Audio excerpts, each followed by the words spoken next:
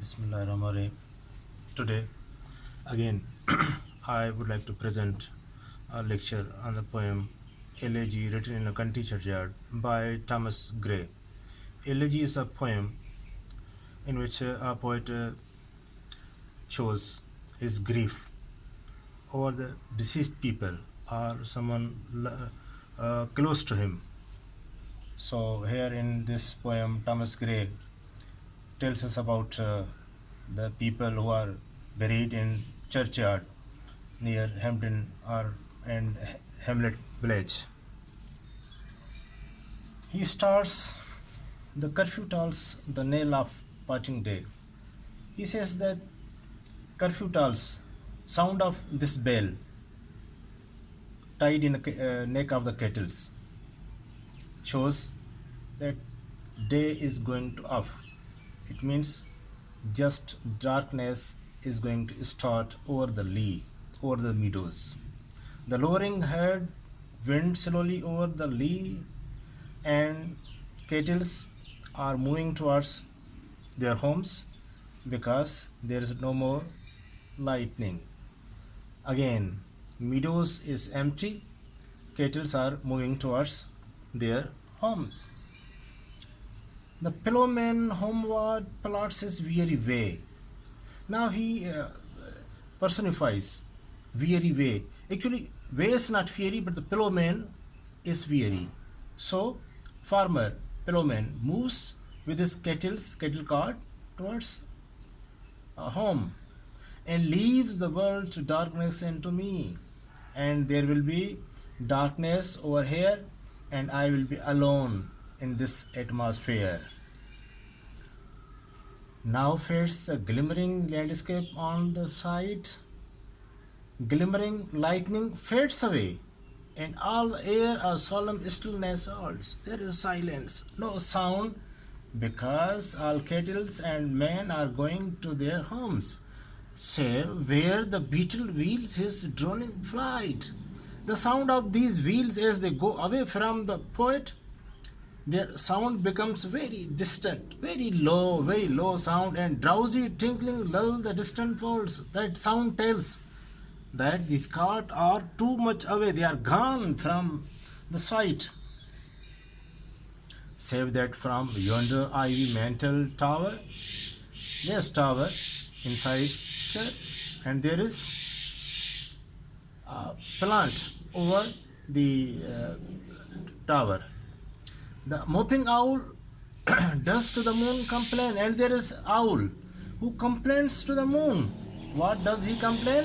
Of such as wandering near her secret bower, molliest her ancient solid reign, or somebody has taken away, forfeited his reign, as he was a king, and now he complains to the moon that his reign must be recovered. Beneath these red elm that yew trees sat, where heaves the turf in many a mouldering heap. Beneath these trees, elm trees and yew trees, there are graves, mouldering heaps, and there lie certain unknown people beneath these trees. Mostly we have trees in graveyard, so beneath them there are sheds, there are heaps, graves, each in its narrow cell forever laid. Everybody lies in his own narrow cell. The rude forefathers of the hamlet sleep. There is a village hamlet nearby this church, and the forefathers of this village, they lie here in their own narrow cells like this. This one is lying here, and the condition of cell is this. The breezy call of incense breathing mourn, the swallow twittering from the straw-billed shell. There will be morning, there will be breeze, there will be twittering of swallows in daily life as per route. The cock's shrill clarion or echoing horn no more shall rouse them from their lowly bed. Cocks will cry, there will be sounds, horns, and other sounds also, but nobody will awake them from their lowly bed as they are slept down in their graves. No sound can wake them. For them no more blazing hearth shall burn, or busy housewife ply her evening care. Nobody is going to prepare food for them, as there is no chance for their coming. So nobody is going to care them. No children run to lisp their sir's return. No child will wait for sir's father's return, or climb his knees, the envied kiss to share. Our father will come and give him or her a kiss. Nobody will wait for him because he is not coming. Now the author says that when they were alive, what they did. After did the harvest their sickle yield. Mostly they were farmers, and they took sickles in their hands while harvesting the crop. Their furrow, of the stubborn glebe has broke. When they plowed their field, now after mature of the crop, their furrows are no more visible due to watering the field. How jocund did they drive their team afield when they were alive? They plowed in the field. How they were happy. Happiness shows in the face of this man. How bored the woods beneath their sturdy stroke. When they were tired, how they came and sat together and talked with themselves. Let no ambition mock their useful toil. Nobody should mock, nobody should envy their homely choice and destiny obscure. They were happy. But now what they are doing, what is going to happen with them in the grave, their destiny is obscure. Nobody knows about them. What is going on with them? Nar Granger here with a disdainful smile, the short and simple annals of life. Nobody knows about their history. How did they pass their life? How did they pass their time? And what is going on with them? Nobody can mock over them. Nobody can smile over them. The boast of heraldry, the pomp of power, whatever wealth, whatever you achieve in your life, and all that beauty, whatever beauty you have, all that wealth ever gave, whatever wealth gave you, awaits alike the inevitable hour. The path of glory lead but to the grave. Whatever glory you have, whatever power you have, whatever things you have, all these await for lead to the grave. As human beings die at the end, whatever they are doing in their lives. Now you ye proud, impute to these the fault. Those who are alive, they should not be proud over them, over these people buried here in this churchyard. If memories over their tomb, no trophies raise. If there are no trophies, there are not tombs over their graves, you should not laugh over them, because they are very simple men, where through the long drawn L and fretted vault, the pealing anthem swells the notes of praise. Nobody should worry, nobody should laugh over them if there are no L's and no vaults over their graves. Nobody is going to sing in their praise anthems. Can a storied urn or animated bust back to its mansion call the fleeting breath? Is there anything, is there any well, is there any power that can call them from their graves, narrow cells, death cells, to the life? He says nothing can call them. Can honor's voice provoke the silent dust? Anybody, any honorable man, powerful man, president, whatever it is, can call them from these people from the dust? Or flattery soothe the dull cold ear of death? Or flattery can shut more deaths in this world? No. Perhaps in this neglected spot is laid. Perhaps in these graves are laid. Some hard ones pregnant with celestial fire. Some spiritual men like Satar Sarmas, Nizamuddin Aulia. Hands that wrought the empire might have sweat, waked ecstasy, the living liar. There may be kings who ruled the who ruled over the area and wanted to try for the betterment of the living of the man people, but knowledge to their eyes, her ample page, which with the spoil of time did never unroll.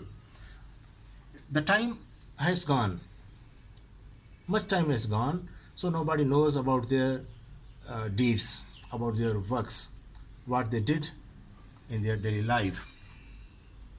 Chilpinary repressed their noble rage and froze the genial current of the soul.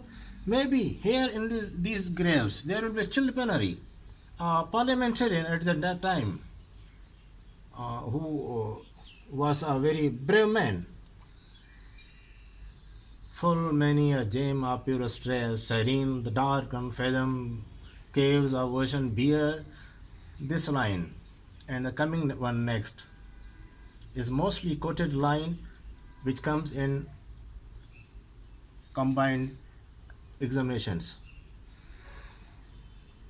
So this line says that many gems, many jewels, they lie in the unfathomed caves of ocean. Likewise, full many a flowers is born to blush unseen. There are certain flowers in the third, in deserts, which grow, but nobody is going to smell their fragrance. In the same way, there are gems, there are pearls in the bottom of the sea, and nobody is going to find them out. Likewise, there is some village hemmed in, that with dauntless best, the little tyrant of his field with stood. There is village hemmed in, and the peoples are very brave. So Thomas Carey says that they faced tyrant rulers. Some mute, inglorious Milton here may be, there may be Milton, like means poets. Some Cromwell, a brave parliamentarian, guiltless of his country's blood. He wanted to improve the condition of his country. Cromwell, Oliver Cromwell. The applause of listening Senate to the command, the threat of pain and ruin to despise.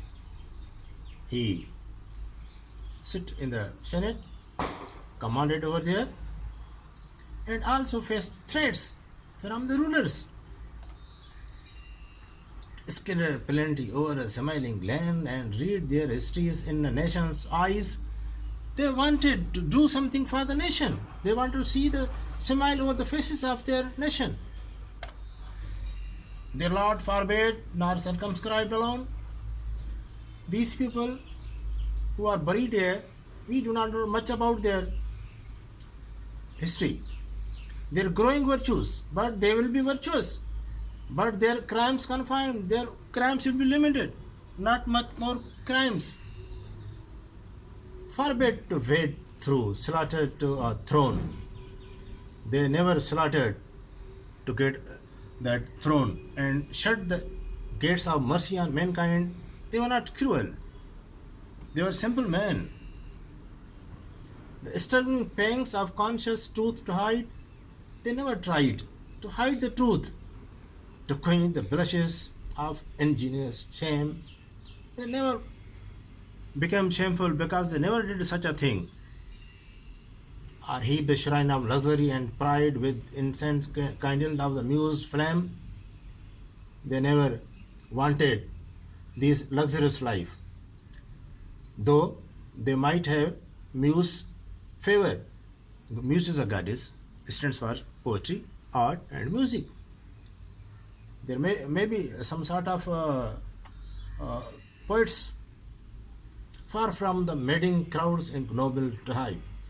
They lived a very simple life, away from the crowds. Their sober wishes never learned to stray. Their wishes were very limited. They never wanted to stray their wishes. Along to the cool sequestered vale of life, they kept the noiseless tenor of their way. During their lifetime, they remained very silent, very cool, and they passed their lives without any show. Here ends our poem, which is prescribed in our syllabus, and still there are 13 more stanzas which we are not going to study, but we have to see these stanzas. It will be useless to have much reading over this. So here lecture ends, and I am very thankful for my cameraman who supports me, and I would suggest you stay home, stay blessed. Thank you. This was Sanaullah Lakho, Associate Professor, Government Superior Science College, Kharpur. Bye.